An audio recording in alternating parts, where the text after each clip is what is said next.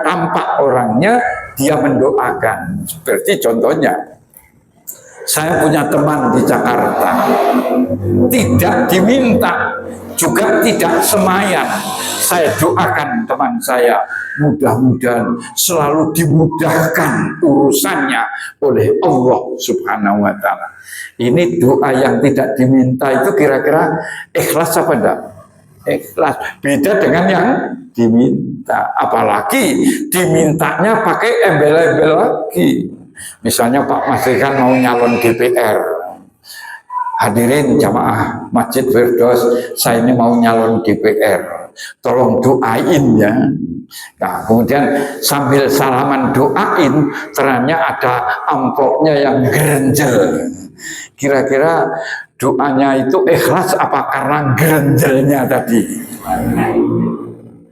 Kalau gerenjelnya tadi itu bisa menggetarkan ars Allah atau sekedar menggetarkan amplop kira-kira. Yang bergetar itu amplopnya atau ars Allah. Tapi kalau doanya Uwais Al-Qarni yang bisa menggetarkan ars Allah sehingga doa ini mustajab, beda dengan doa yang diiringi amplop tadi, yang bergetar bukan ars Allah, mall yang bergetar. Itulah hadirin rahmatullah.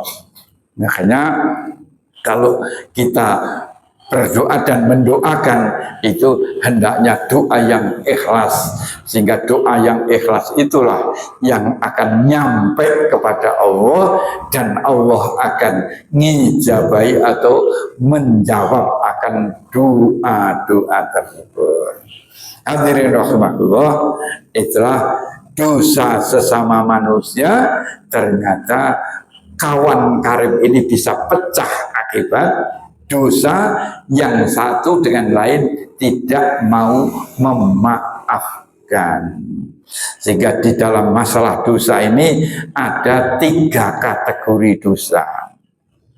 Dosa yang pertamanya dosa yang namanya dosa la yukfar. Dosa la yukfar itu apa? Dosa yang tidak diampuni oleh Allah. Zambun la yukfar, itu dosa kategori pertama, dosa yang tidak diampuni oleh Allah. Yang kedua ada zambun yukfar, dosa yang bisa diampuni oleh Allah. Yang ketiga apa? Zambun yutrok, dosa yang ditinggalkan oleh Allah. Dosa yang Allah tidak mau cawe-cawe, tahu ya cawe-cawe? Itu adalah dosa sesama anak Adam. Kalau dosa kepada Allah itu hak Allah kita langgar, berarti kita dosa kepada Allah. Sholat subuh sing mestine jam 4 berapa? Jam 4 berapa sekarang? 4:15 ya. Ya, wayai jam 4:15 dosa sholat subuh, kemudian sholat subuh 6:30, itu kira-kira dosa apa enggak itu? Nah, itu termasuk zambun yukfar. Ya meskipun kadang-kadang begini, tangi wah tiru ungkas 5 menit lagi tak turu lagi dia, kira-kira iso enggak? Aku tak turu 5 menit mana kira-kira bisa enggak? Tanpa weather maksudnya. 5 menit ternyata 6:30 bisa terjadi seperti itulah di antara zambun hak Allah yang kita langgar, itulah dosa yukfar yang diampuni. Sedangkan zambun la yukfar, dosa yang tidak diampuni oleh Allah, dosa apa? Dosa syirik kepada Allah Subhanahu wa ta'ala. Doa menyekutukan Allah Subhanahu wa ta'ala ini, innallaha la yaghfiru an yushraka bihi wa yaghfiru ma duna dzalika liman yasha. Sesungguhnya Allah tidak mau mengampuni dosa orang yang menyekutukan Allah, dan Allah mengampuni dosa selain itu atas kehendak Allah.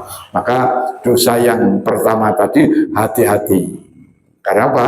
Allah ampunannya apa? Ampunannya tidak istighfar terhadap dosa tadi, tapi harus dengan taubat. Taubat yang betul-betul kita menyesali dan tidak akan mengulangi lagi. Ini namanya doa taubat kepada Allah. Hadirin rahmatullah. Nah, kemudian zambun yutrok. Apa zambun yutrok? Dosa yang ditinggalkan oleh Allah, yaitu melanggar akan hak sesama manusia. Itu yang namanya zambun yutrok. Jadi saya berbuat salah kepada Mas Sutik. Ini Mas Sutik belum mengampuni dosa saya, belum memaafkan dosa saya, dan saya tidak minta maaf kepada beliau, maka Allah tidak bisa mengampuninya atas dosa saya, kesalahan saya kepada saudara saya. Nah, baru selesainya gimana? Saya minta maaf atau tidak minta maaf, ternyata dimaafkan oleh Mas Sutik, itu baru Allah mengampuni dosa sesama anak Adam, sehingga Allah tidak mau ikut campur urusan manusia. Maka silahkan manusia berdua tadi untuk saling memaafkan.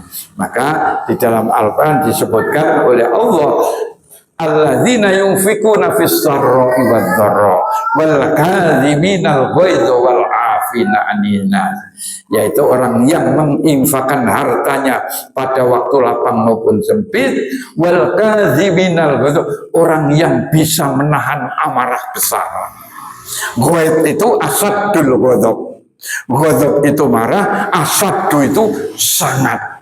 Jadi orang yang bisa menahan marah besar itu adalah orang yang oleh Allah dikatakan wal kadhiminal ghaidh wal afina 'anil nas, artinya orang yang demikian mudah memaafkan kesalahan orang lain, sehingga tanpa diminta dia memaafkan. Itulah yang namanya wal afin. Tapi kalau tidak minta maaf kepada saya, tidak saya ampuni, ini bukan wal afin.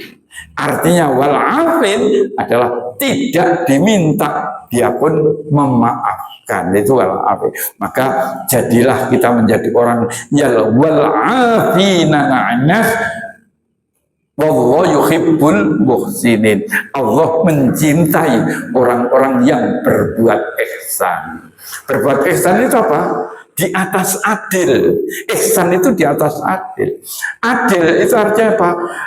Saya berbuat salah kepada Mas Sutik, Mas Sutik membalas saya perbuatan salah, itu adil.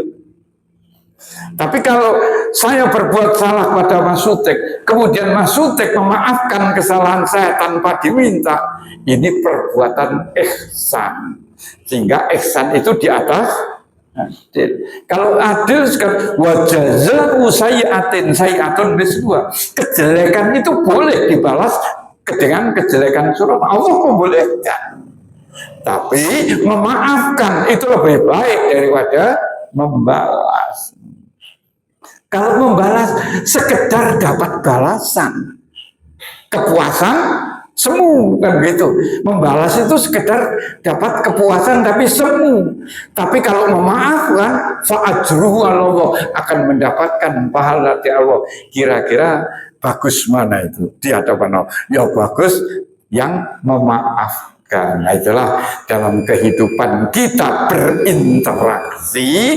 Maka kalau kita tidak memperhatikan apa yang disampaikan oleh Allah dan Rasulnya tadi, akan terjadilah amat atadruna manil muslis, tahukah kalian orang yang pailit? Rasulullah bersabda seperti itu, kemudian para sahabat berkata, tahu ya Rasulullah, orang yang pailit ialah orang yang tidak mempunyai uang dan tidak mempunyai harta. Itu pailit, kata para sahabat. Bukan itu pailit di kalangan umatku, kata Rasulullah. Pailit di kalangan umatku ialah orang yang menghadap Allah pada hari kiamat kelak membawa pahala sholat, zakat, puasa, haji, umroh dan lain sebagainya, tapi dia pernah satamahada, dia pernah mencaci seseorang, pernah misuh seseorang dan tidak minta maaf, kemudian tidak dimaafkan, maka diambillah pahala sholat tadi untuk nutupi pisuannya seseorang kepada seseorang. Jadi sholat itu bisa habis apa enggak? Bisa habis kalau kita ini tidak pernah minta halalnya atau minta maafnya terhadap orang yang kita perbuat salah.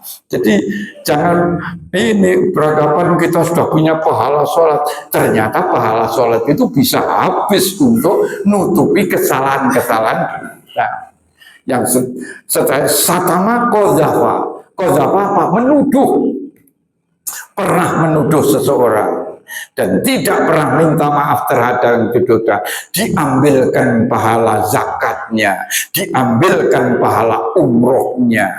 Kemudian pernah makan harta seseorang tanpa minta kepada, maka akan diambil pahala sodakohnya dan lain sebagainya. Kemudian setelah amalannya habis, pahala habis, setelah pahala habis, masih ada orang yang mengadu kepada orang tadi, dia pernah berbuat salah kepada saya ya Allah, maka diambillah kejelekan orang yang dia perbuat salah, ditimpakan kepada orang yang pahalanya sholatnya banyak tapi habis untuk menutupi. Setelah pahalanya sudah habis, dia masih dapat aduan dari orang atas kesalahannya dia, maka apa? Kejelekan orang tadi diambil oleh Allah, ditimpakan kepada orang tersebut, sehingga orang yang sholat, zakat, puasa, haji tadi ternyata apa? Masuk neraka. Berarti dosa sesama manusia itu enteng apa abot? Ternyata abot. Karena apa? Dosa kepada Allah, kita mohon kepada Allah ampunan Allah mudah, karena Allah tidak pernah dendam. Allah itu punya dendam apa enggak? Allah itu maha pemaaf, tidak pernah Allah ini tidak memaafkan. Azan sudah, kita skors dulu ya, kita skors karena ada azan.